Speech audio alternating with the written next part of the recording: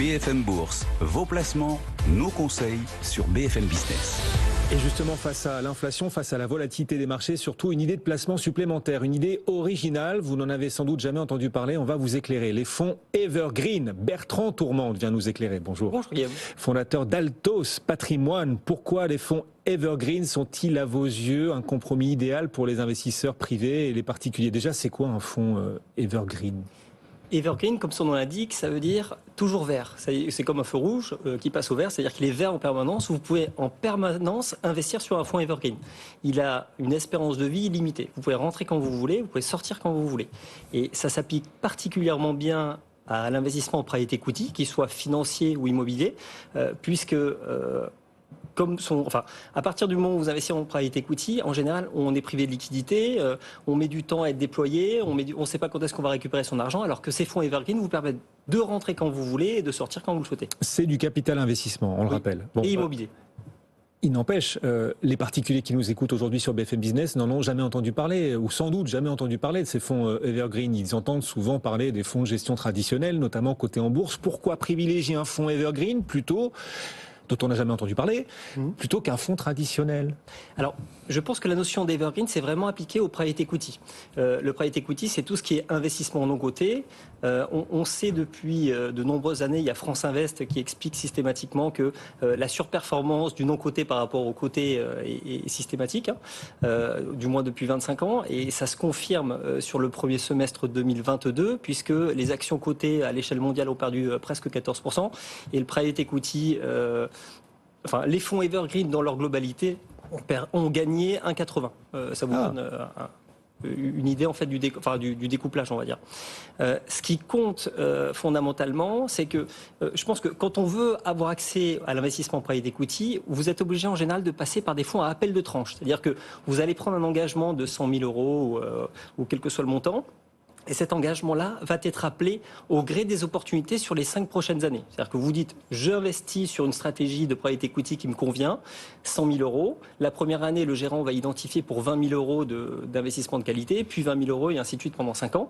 Donc vous serez pleinement déployé au bout de 5 ans. Donc il y a une agilité. Disons, il y a surtout une exposition immédiate de votre argent. Quand vous avez des liquidités à déployer, vous souhaitez les déployer tout de suite et vous ne souhaitez pas spécialement attendre 5 ans avant qu'elles soient pleinement au travail.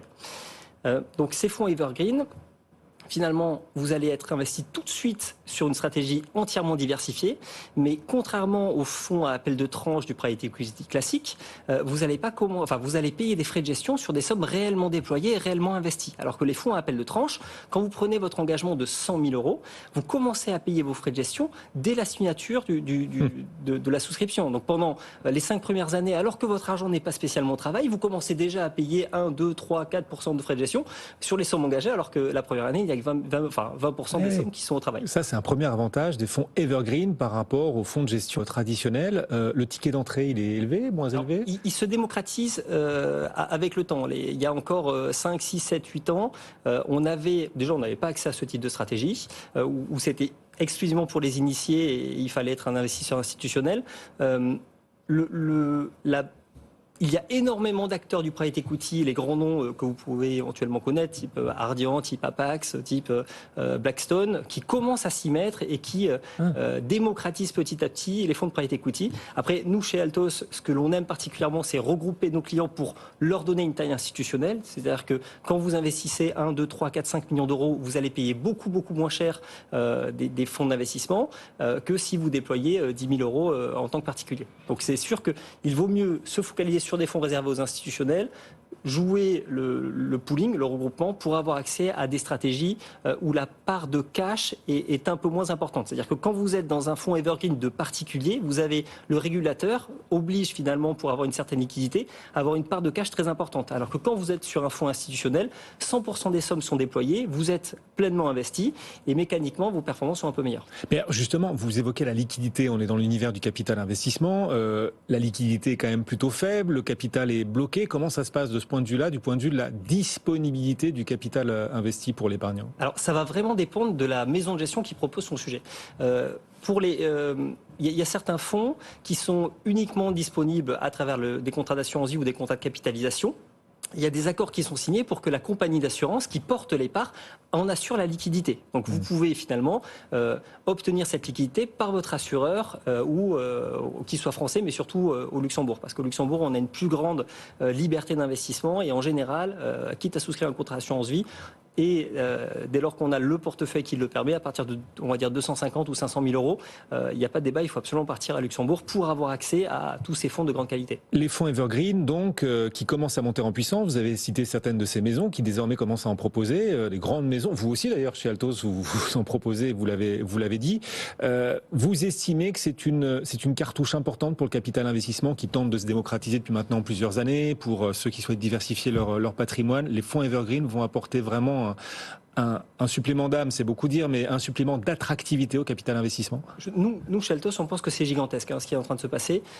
Entre un fonds classique de private equity, vous diversifiez sur 15 sociétés et souvent franco-françaises. Enfin, vous n'allez pas avoir, vous et moi, on va pas spécialement avoir accès aux fonds japonais de petite capitalisation.